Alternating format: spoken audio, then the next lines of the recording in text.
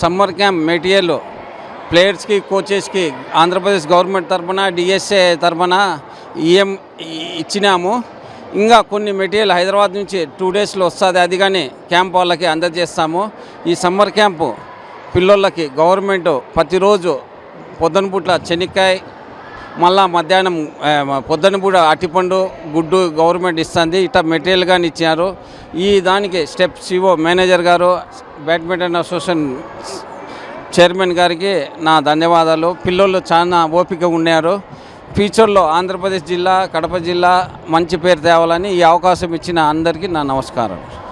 Sports authority of Andhra Pradesh, అలాగే మన district sports authority Kadapa వారి ఆధ్వర్యంలో ఈరోజు మన డిఎస్ఏ స్టేడియం నందు క్రీడాకారులందరికీ మెటీరియల్ ఇవ్వడం జరిగింది.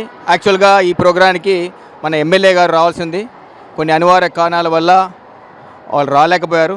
సో ఈ క్యాంప్ అనేది మనకు మీ అందరికీ తెలుసు, మే 1వ తేదీ నుంచి 40 డేస్ పాటు జరుగుతుంది. వేరాస్ 13 క్రీడా అంశాలలో వాళ్ళ దాగినటువంటి నైపుణ్యాన్ని వెలికితీయడం కోసము ఈ సమ్మర్ క్యాంప్స్ ఎంతో ఉపయోగపడుతుంది.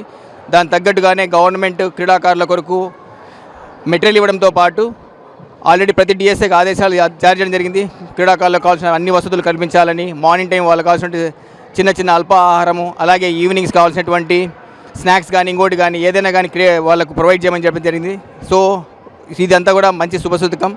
గవర్నమెంట్ ఏ విధంగా అయితే 2% ఆల్రెడీ డైరెక్ట్ రిజర్వేషన్ కల్పించారో దానికి ఈ క్యాంప్స్ ఎంతో ఉపయోగపడుతుంది.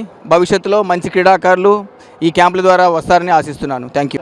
మన రాష్ట్ర క్రీడా శాఖ ద్వారా ప్రతి జిల్లాలో, అంటే రాష్ట్రం నందలి 28 జిల్లాలలో ఈ వేసవి క్యాంప్స్ అనేది మన యువత కోసము, పిల్లల కోసము చాలా మంచి కార్యక్రమం నిర్వహిస్తున్నారు. ఎందుకంటే పిల్లలు చాలా స్ట్రెస్ అయ్యి ఎగ్జామ్స్ దానివల్ల ప్రతిరోజు ఉదయం నుంచి రాత్రి కష్టపడతా చాలా ఇదయ్యారు.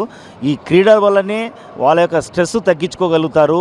అలాగే మానసిక శారీరక ఒత్తిడి తగ్గించుకొని బాగా వాళ్ళ యొక్క భవిష్యత్తు ఉజ్వలం చేసుకోవాలని మన రాష్ట్ర ప్రభుత్వం వారు క్రీడా శాఖ ద్వారా ప్రతి జిల్లాలో మన క్రీడా అభివృద్ధి అధికారి ద్వారా ఇవన్నీ మన కోచెస్ ద్వారా ఇవన్నీ చాలా సక్రమంగా నిర్వహిస్తూ ఉదయము సాయంత్రము పిల్లల యొక్క ఎదుగుదలకు, వాళ్ళ బంగారు భవిష్యత్తుకు బాటలు వేయటకు నిర్ణయించడమైంది. ఈ